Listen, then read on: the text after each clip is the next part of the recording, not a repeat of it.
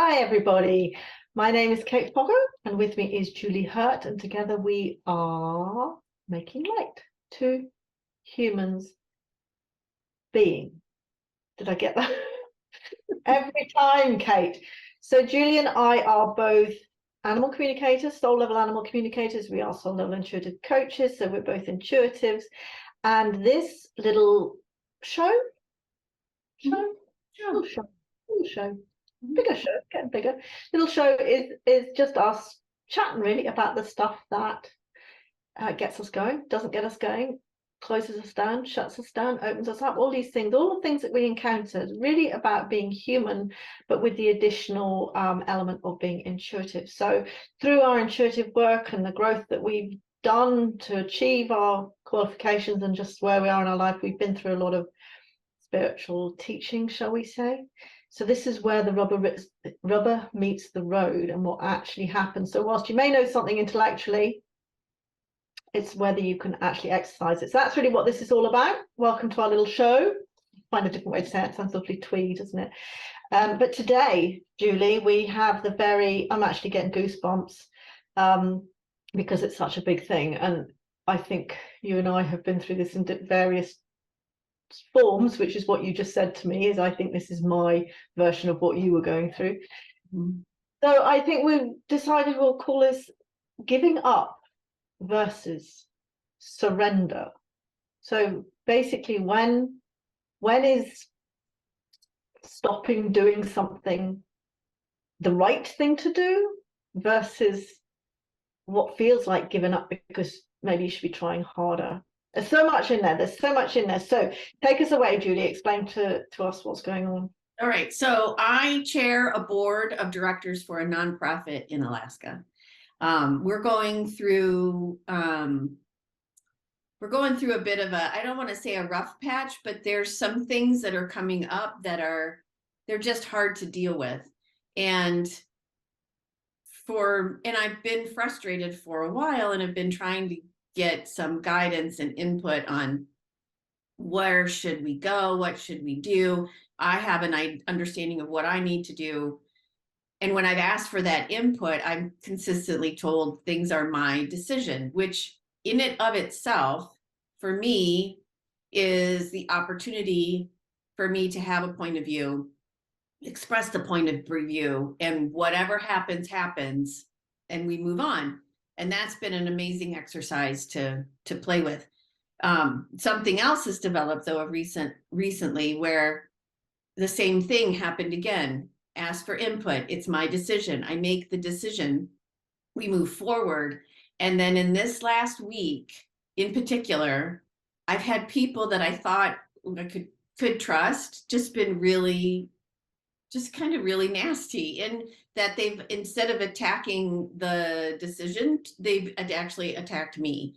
And because of all this work we've done, I do pride myself in this ability to be like, ooh, wow, look at the wound they just nailed, like the negative belief, and being able to ladder that back. And I realize there's a lot of stuff going on as far as my own wound. And I realize that they're coming from their wound and nailing my wound, if you will.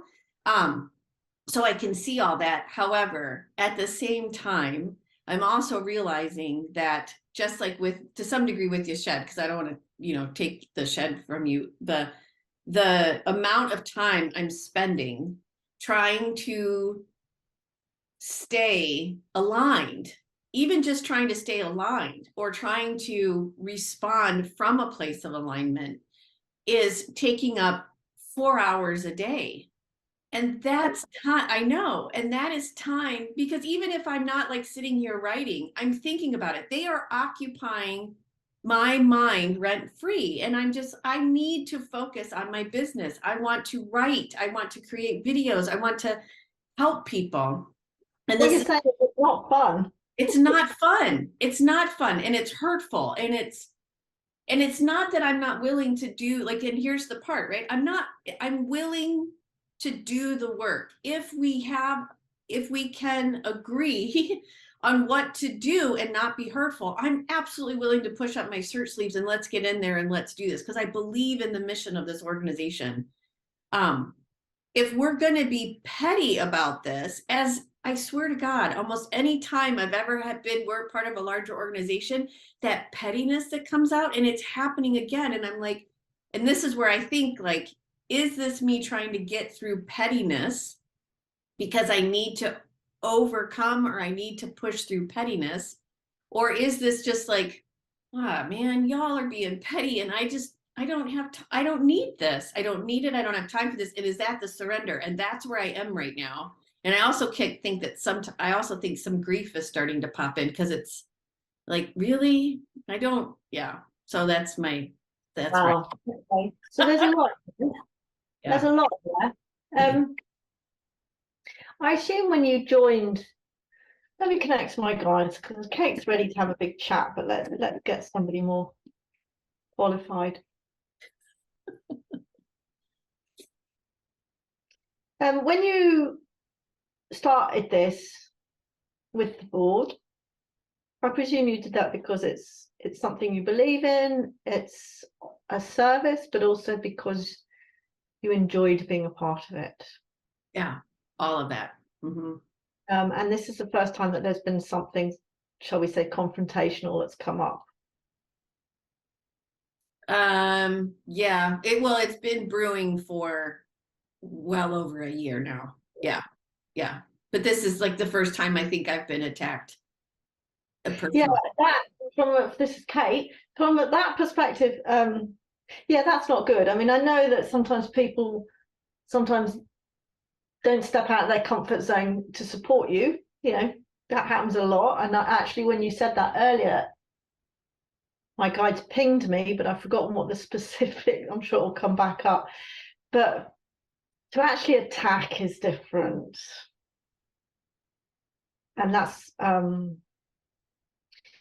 so if we approach this, so we can look at this from lots of different angles. If it's something you need to overcome, or something that, like Ava Baronia says, what's in the way is the way, then what is this lesson that you could learn from this? So, because you've been through a few iterations of this, Mhm. and you have sort of got there, and then it's been okay, and then there's been a battle, and then it's been okay. But right now, if you're being attacked, in inverted commas, what is that bringing up in you? There is this, well, I thought I could trust you, but I can't. And then there's this, I get upset about what I consider pettiness. Like, really? That's how you're going to respond to this? You could have just called me and we could have had a conversation. There's this backstabbing aspect that's been happening too, that I found out that people are calling other people, and we're not supposed to do that. We're just supposed to talk. That's been happening all along, hasn't it? The back channels. Yeah, but I guess, and it's happening with this what I consider the I don't want to say higher group, but this group that actually, really runs things. And I thought we were all a team. And so I don't understand. I don't understand when the rules, to some degree, when rules aren't followed. Like, we set rules and then they're not followed. And I'm trying to uphold the rules and then they're not. And but I will also say, in addition to all of that, in talking with my guides the other day about some of this, there is this sense of belonging, which you said at the very beginning. Whereas I felt like I was part of something. And now I see, now for me, it feels like when they are attacking me or making fun of me or not, or discounting me in front of others, then it's, well, I guess maybe I don't belong. And that goes back to, yeah. That goes back to my negative belief. Because I don't, from what, and obviously I only know what you've told me, but from the past, what you've told me is, whether it's the same people or some of the people, but there has been this element of, no, we want Julie to do this and we trust you to do this. So I don't think what you're saying there, I think, is you just go, oh, right? Because you haven't had evidence of that. Now, you may have been, I don't know if it's the same people or different people. I'm just going to look at this energetically just for a minute with them, with my guides.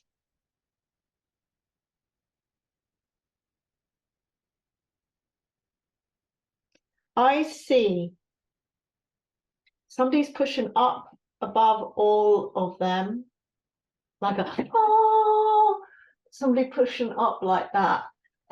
What I don't know is whether that is you or whether you are, it's coming out as like a religious tableau almost. There's somebody sort of pushing up, but there's also somebody overseeing it all. Do either of those roles feel like you?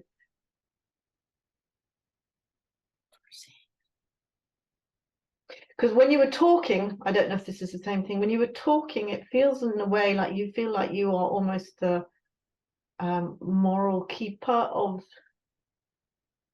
is that the word? Yeah. You are trying to hold the moral high ground in all of this. Yeah. Yes, Uh, that's true.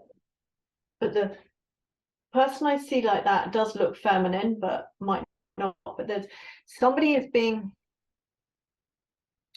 okay, I hear the word martyr. Someone is being forced into a martyr position. Do you know who that is? Mm-hmm. Is that you? Mm-hmm. Okay. Yeah. I heard before, but let's just check because I thought it was me. No, okay. So there are a lot of egos involved in this. I'm also hearing, now that's a surprise. It's quite fucking obvious actually, but I had never thought of that. Because this is a voluntary organization, there's a lot of people who get attracted to things like this because they don't want to be part of the corporate world, in a sense that they hold themselves to a higher standard. They think that in some way they are, what's the word? You know, Thank you. Yeah. better than the corporate world. I'm sorry, I can't think what the word is, but as in they are not, they are above all the pettiness and then that, and this is not about the money, and they're very virtuous. So there's a lot of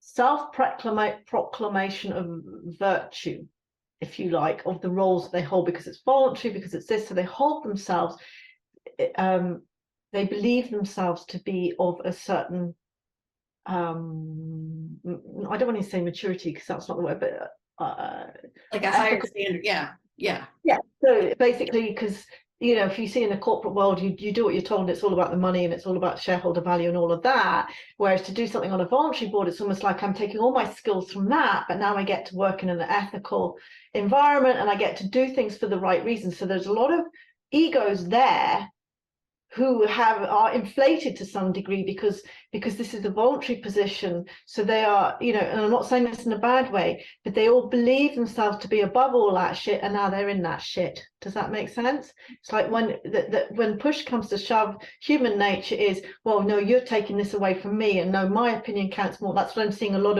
of this and that, and all the shit that goes wrong in the corporate world. For taking money out of it, this is actually all about ego. Right. Whereas most people think, as I do, that the evils of the corporate world is all about money, but actually what I'm seeing now from this tableau the guides are giving me is that actually in the corporate world, money becomes a focus, which actually keeps some of the other ego in check, because ultimately money is always the answer. Whereas what you've got going on is egos going rampant now, because everybody I want to say wants to do the right thing, but actually the words that come out is wants to be seen to be doing the right thing. And that's not to say they're not genuinely motivated to do the right thing, but there's some egos that are being pricked here. Yeah. And it feels like that's actually, as you had already experienced, because you've been through a few iterations of this, but as more people get drawn into this drama, these people are getting hurt and responding, they're not used to it, and it's unexpected in this environment, as in they you've all been bumbling along doing the right thing and all of that, and then suddenly you've got this nasty situation where people are being put in, they see, combat with each other.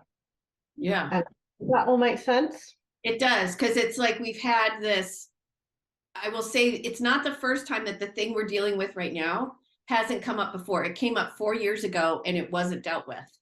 Was pushed under the rug. Say what? Now you know why. Yeah, I know. Yeah, exactly. It was pushed under the rug. Many board members left because of it. Staff members left because of it. Pushed under the rug. We proceeded, and now it's come up again. And now it's like, it's time to deal with it. And I'm getting a lot of, that's where this is coming, this Marta thing makes sense too, because to deal with it is just, it's hard. And I understand it's hard.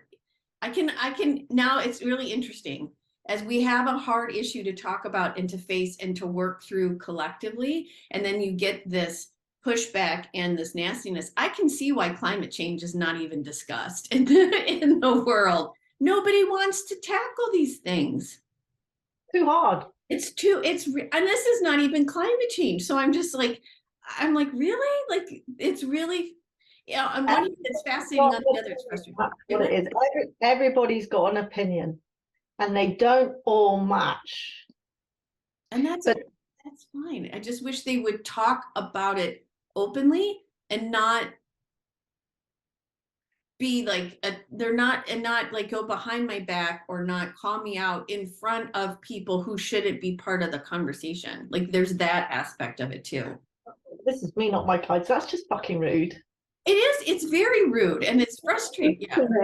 This is a theme here. When I was editing last week's, and I've actually written a note to the British Welfare Trust about just being fucking rude. I was going to take it out, and I thought, no, Julie will notice it, and Julie will say, "Kate, I think you should take it out." It's fucking rude. Stop being rude, everybody. But we need to look at that for me because there's a theme of that coming. Yeah. So what we discussed in the prelude to this before we started recording was what point is giving up, like it's giving up versus surrender, because from my perspective, from Kate's perspective, I'm like, why are you doing this, Judy? Like, you've given it a good shot. You've this has been a couple of months of quite a lot of stuff. I mean, there was stuff building up before that, but this has been combative for at least a couple of months now. From what I hear from you and what I know of you as a person, I know that you have tried to deal with it all respectfully. You've gone to the right people. You've tried to do it the right way. When you've reached pushback on that, you've tried another way. You know, and this has really challenged you personally in a lot of ways. But you have risen above them, so you've learned that lesson. At what point do you go, do you know what? It's not my problem. Mm-hmm. And that's where I am the other day when I was walking with Lucas and my guides, because I seem to be like having these conversations as Lucas and I take walks, which is why he wants me to get outside too. But I just kept hearing the word surrender, just surrender, just surrender. And what does surrender look like to you? Well, that's where I'm struggling, because to me, surrendering is, there's part of it that I can see where it's, I need to say what I have to say and let the consequences fall, right? And I don't want to mean consequences in a negative thing, but let me say what I need to say. However they want to decide to move forward, that's absolutely fine. And I have my own decisions to make. When we were talking in the prelude, you had said something from Abraham Hicks, which to me was about, you know, if a situation becomes, I forget what you had said, but it was something about if the situation becomes unmanageable, or I cannot hold my alignment any longer in a situation, then it's time to surrender. And so that really hit me. And before, I feel like I get to these points where I'm in a leadership position and I worried that, oh, the going's tough. I can't really handle it. I really can't handle it. And I really can't lead. That's where I start to think that's true. That's what's going on. Right. Okay. So you could be in a complete ass about this. I mean, technically you're in charge, right? Yeah. Technically, you could fire the fucker, right? I could, yeah. So, you know, when you say I can't manage it, actually, I think what you mean is the choices that are open to me are not really choices that I think are for the best of the company. This is not the way I want to behave because I am not that person. Right. That's very different to saying I can't do this. Yeah. What it seems to me is Julie's way of managing things is now diverging from what how the company organization chooses to manage things. Yeah. They're giving you all the responsibility and none of the power. Right. Which is classic stress-inducing environment. Yeah. You know, you could, if you wanted to be that person, go in, throw all your toys out the pram and say, you put me in charge to do this. Here's what I see you have to fucking do it or not, or I walk. And you can do that. You can do that anyway. You could say it a lot nicer. Or you can say, this is how, you know, just don't engage. You can say, this is what I believe needs to happen. However, I have encountered so much resistance that it's not in my personal interest to continue, because this is not why I took this role. I thought we were a team. I'm not getting the support I wanted. Therefore, I can only assume that you guys have a different agenda, in which case I can't fulfill this role. Okay. That's what I'd do. That feels so good. That's not giving up. So what I said about the Abraham Hicks. Mhm. So for the benefit of our readers, I wrote this down for me, and I was going to send it to my sister, and it was about the shed, but it's part of another conversation, so it doesn't necessarily all line up completely. But shouldn't I? This is Esther Hicks asking Abraham, shouldn't I be able to, no matter what, to stay where I don't want to stay, or be with others that are not pleasant to be with? Shouldn't I be able to rise above that? Shouldn't I be able to focus myself into alignment no matter what? And that's where we're at, right? Mhm. We say, we being Abraham, where have you heard in anything that you have heard from us that suffering is a requirement of enlightenment or upliftment or of being in of value? Blah, blah, blah, blah, blah. It defies the laws of the universe. In other words, you're pushing against, because this is human nature to say, because, you know, we have learned, and there is a bit of not conflict, I would like more clarity around it, and that's why it's nice to talk about it. We've learned through law of attraction that changing your environment because it doesn't suit you all the time and expecting people to behave in a certain way, it doesn't work, because you know you will constantly come up and confront the same things over and over again. So we take that to mean I have to endure any environment, you know, because you know that because it's all me. And it's like, maybe there's a mixture of that, but it's like, it's okay to go, well, okay, I'm not able to face this situation. Your path of least resistance now is to go, I don't want any more of this. Mhm.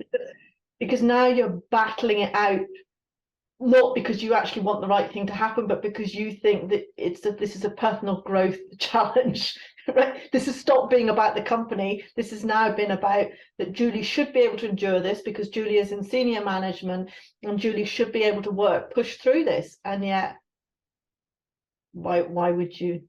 Right. They don't pay you. No. You're not enjoying, more importantly, you're not enjoying this. Challenge is nice every now and then. Yeah. No, I'm due to go to Alaska in 2 weeks and I'm absolutely dreading it. Or go to Alaska and do something else. Yeah. Yeah. Or don't go to Alaska. I know. I stay home with my dog. Go to Costa Rica. Say what? Go to Costa Rica. I could Yeah. do. No, I'd rather just stay home with my dog. I was thinking that guy's off to Seattle today, and I was thinking, I just want a bit home. Mm. I like being at home. Yeah. How does that feel about surrender versus giving up then? I have clarity around surrendering versus giving up, because I keep bludgeoning myself over my whole career in not giving up and even when the environment wasn't suiting me. And I thought, no, I have to try to figure this out. It's me. You know, it's so interesting. Here's what I just realized. I just got a big ding. This morning, I was thinking about this situation. And as far as surrender goes, I started listening to Bono's memoir. One of my heroes is Bono. And his book is called Surrender, which I didn't know. But anyways, I was thinking about this. I'm trying to open up the app that I just made a note to think, because it was just before I called you to do the episode. And it was this idea of nothing is wrong with you, is nothing is wrong with you is like a new belief. So if we have negative beliefs, the one I've been working on is not worthy. And all of this is triggering my not worthy. So much of this is triggering my not worthy. And I even realized like I always start with any conversation of, oh, what am I doing wrong? Like when my bosses would call me into their offices and I would immediately, I walk in and go, okay, what I do wrong? Oh, okay, cool. Wait a minute. Oh, please let me find it. I have a book here saying I have to do it. Oh, yeah. Right. And this is why you start every conversation with, this isn't very good television, is it? You can edit this bit out if need be. Right. Surviving childhood, establishing a strong early foundation for self-hate. Unless you were raised by wolves, the chances are extremely good that you were, when as you were growing up, you heard at least a few of the following. Don't do that, stop that, put that down. I told you not to do that. Why don't you ever listen? Wipe that look off your face. I'll give you something to cry about. Don't touch that. You shouldn't feel that way. You should know better. Will you ever learn? You should be ashamed of yourself. Shame on you. I can't believe you did that. Don't ever let me see you do that again. See, that serves you right. I told you so. Are you ever going to get it? What were the last words out of my mouth? What were you thinking of? You ruin everything. You have no sense. You're nuts. The nurses must have dropped you on your head just once. Do something right. I've sacrificed everything for you. What do I get? I had great hopes for you. If I've told you once, I've told you 1,000 times. To give you an inch, you take a mile. Anyone would know that. Don't talk back to me. You'll do as you, and so on and on and on and on. This is how we bring our children up. Is it any wonder that the minute we sense conflict, we're like, I've done something wrong? And that's what this book is. Book actually. That's what this book is all. Yeah, and my negative belief stems from conflict. My negative belief stems from when I was 2 years old. My dad was gone all week. He'd come home. I'd go running to him. My mom would be like, what am I, chopped liver? I just did a video on this the other day. And I was the peacemaker.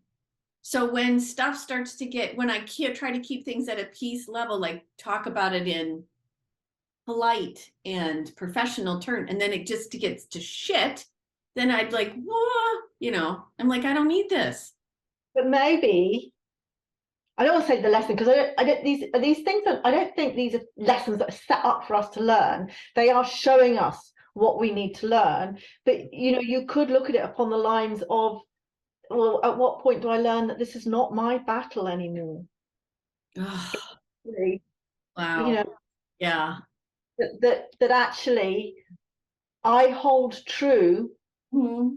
Hold true to how I believe we should be managing this. I am trying to be authentic. It doesn't suit this organization. So I can just back away gracefully because I can't help them, because the way they want to manage this is not my way, and I will not compromise my way. Maybe the lesson here is for Julie to say, I believe my way and you don't want my way. And that's okay. So you do it your way. You go over there and you do it your way, and I'm going to go over here and have a happy life. So fuck you. No, without the fuck you at the end. But it's okay for you to leave them to their chaos, Julie. You haven't abandoned them. You haven't let them down. If they're not ready for your style of management, or your aligned, what's the word, perceptions, and if they don't want to do it that way, then that's okay. You don't have to beat them to the ground. You don't have to wrestle them to the ground, is what Abraham always says. You don't have to wrestle us to the ground. And you know what I heard in that is that there's nothing wrong with me. There's nothing wrong with you. The way you do things is great. Here's the other thing that this came up very recently with my friend. We do stuff together, and it's not quite the same situation, but she's been really let down by somebody who she thought a lot of, like really thought a lot of, as in almost a spiritual guru, shall we say. Somebody was part of a group that she was in. She's outgrown them. She's realized that actually these people can be as petty and as mean and as silly and human as the rest of us, and that comes as a big shock. So I don't think you're not in the same grounds as that, because I don't know that you have any great ideas about these people, but you feel let down by a group of people because they're not behaving in a way that you believe they should be. So that's worth acknowledging, that you have judgment and expectation around that. But it's also okay because this is not your husband, this is not your family, these are not your friends, this is a voluntary position. It's okay to go, well, do you know what, you do things differently and I've shown you my way and it's not working, and see ya. Mhm. You've outgrown them, Julie. They asked you to step up, you stepped up, they didn't like it. Maybe you showed them up. I have a really good friend of mine who's a viewer of this show. She said, say what? Reader. A reader. I love that you call them readers. And actually, she is a reader too. But in full transparency, that's a Frank Skinner thing. It's readers and writers versus viewers and contributors, whatever. No, I love it that you say readers. Anyways, she's a reader of this show. And she said that too. She said something, this is what I heard her say and took to heart. You're smarter. And I'm not saying that in a judgy way, I'm just gonna say, you're smarter and they can't keep up with you. Yeah, maybe you are smarter, Julie. What? Go and say that. Say that out loud and own it. It's so hard. Okay. I think you're smarter than them. Everything you've told me about them, bunch of arseholes. I'm smarter than them. It's hard for me to say. I mean, I strive really hard to be smart, and it's harder for me to say I'm smarter. I'm smart because I feel judged, like I'm judging people, and I don't want to. Say what? You are judging them. We're all judging them. At least we're aware we're judging them. Oh. It's okay to judge. We would rather not judge people, but the first step is I am judging these people. You then give them the benefit of the doubt, and then they still let you down. You go, do you know what? I was right.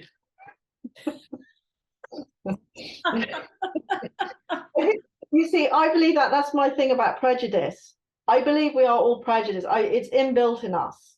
The key, the trick, the ideal is to go, oh, that's my prejudice creeping in.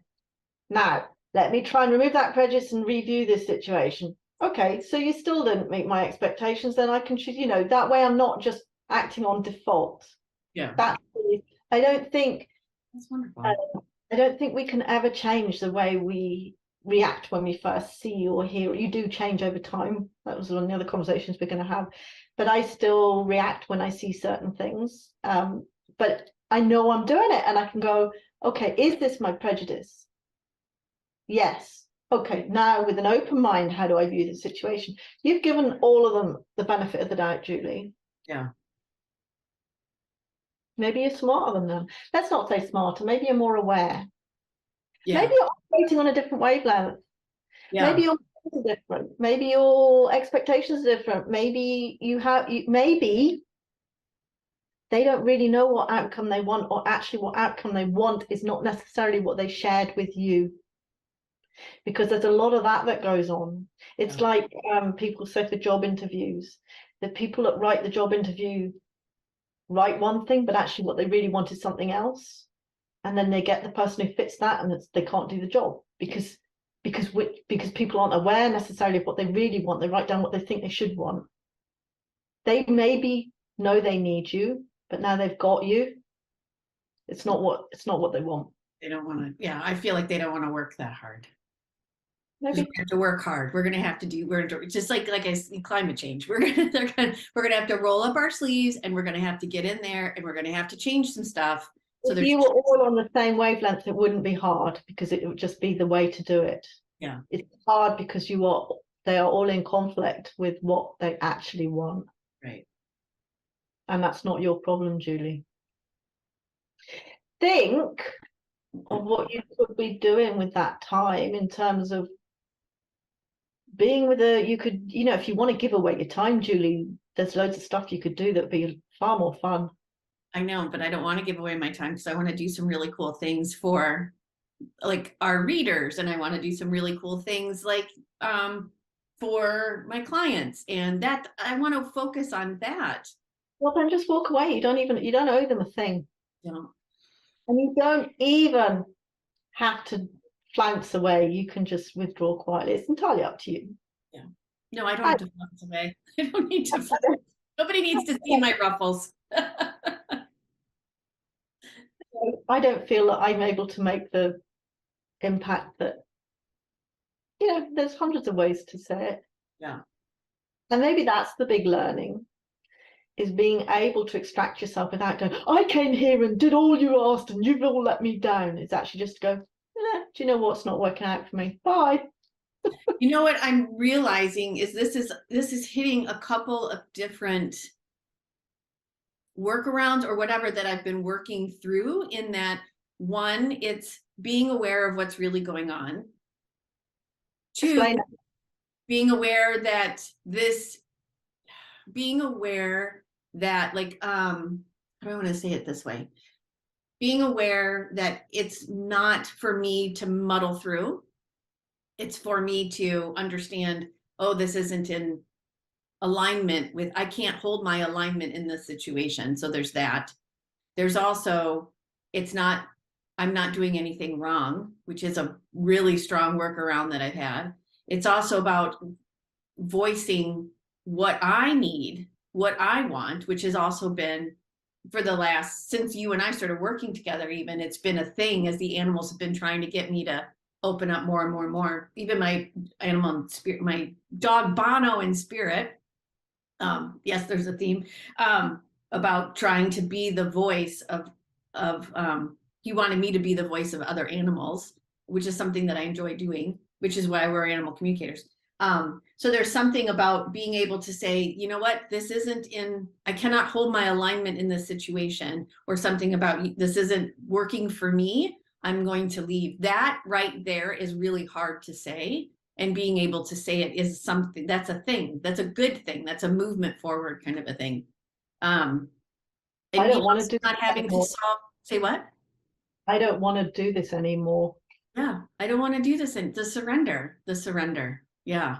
So there's several things that are taking place all at the same time as I, continue to grow and expand. And I sense a shift in you as well, in that, of course there's a bit of you that wants to say, look, you're a bunch of fannies, and I've given you my best shot and you're never going to get it. But I also sense in you that actually you could just go, I don't want to do this anymore. And then if they want to know why, you can tell them, but you actually don't need to announce why, because who cares? Yeah. That's what's the hardest human thing, is going, doesn't matter what they think. That's a big one for you. That is a big one. Yeah. Going, but I need them to know how hard I've worked, how hard I've tried, that I'm not abandoning the shit, that I gave it everything I could. And yet the big surrender is going, it doesn't matter what they think. That is so hard. Doesn't matter what. Yeah, and that's a bigger one than I've ever given it credit. Doesn't matter what they think. What matters is what you think. You gave it a good shot. Yeah. They're not ready for you. Yeah, my guides told me that last week, because I was realizing this sense of belonging and wanting to be part of something. And my guide said, who cares what they think? At the end of the day, because I was even going through like person by person. Well, they'll think this and they'll think that, and my guide said, well, what do you think about you? Like, separate yourself and look back. And I'm like, oh, I don't like that. And they're like, well, then all you have to do is be good for you. Yeah. It's the only thing that matters. That's something I love about what Abraham says about having people around you, even you and I. It's wonderful. It's so wonderful when you meet someone that you bounce off and that makes you feel good, and it's like falling in love and all these things. But that you cannot hold your self-esteem in how other people see you, because people change their minds. People go and do different things. People die. Yeah. Not even that they're necessarily going to leave you and abandon you or fall out of love with you. They might get run down. They might, if your happiness is all wrapped up in how somebody else sees you. It's like people are here to enjoy, but they are not your source of happiness. And that's a really big one. Yeah. The guidepost, I think, is what you said that started this whole thing was, if I can't hold my alignment, well, one, I've gotten to the point where I know what my alignment is. I'm just going to honor that little hot second there, that little thing right there. I know what my alignment is. If I cannot hold that in these situations, it is not for me. And it's not anything I've done wrong. Cool. I think we're going to end it there. Is that okay with you? Yeah. Also, too, I'm going to say, because I'm afraid my computer's going to die because it's not taking a charge, and I don't want to lose this fabulous freaking. All right. So say what? Yeah. Well. All right. I think you should announce what your I surrender as you go. All right, everybody. I am surrendering this situation. This, not the conversation. I'm going to do that in a second. But I'm surrendering this whole cafefe. To it. It will be what it will be, and if I cannot hold my alignment, I'm going to hold my alignment. I'm surrendering to the ability of holding my alignment. I'm going to say it like that, because that's the beginning of the part that I'm going to take away.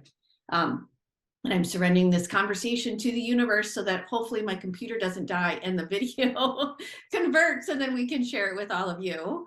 I would actually really love to hear from everybody what you think about this conversation. Where are you finding situations similar to this, whether it be, my situation with the board, Kate's situation with the shed, where it's, do I continue to persevere, suffer, or surrender? And how did this conversation, what effects did this conversation have on you? What else are you experiencing? What can we even talk about on your behalf for you to clarify as well? We are Making Like Two Humans Being. I'm Julie here. With me, as always, is my wonderful partner in crime and really good friend. Thank you so much, Kate, and your guides for today. We will see you next week. We are here every week. We usually launch a new episode on Fridays. You can follow us on Facebook and Instagram. Please do subscribe to us if you haven't already, so that others can find us. You can even hit that little notification bell so that you're alerted when new episodes arrive. Please share us with your family and friends. We are growing and want to continue to do so because we love having these conversations in an effort to also help everybody else. So we hope to see you soon. And in the meantime, take care of yourself.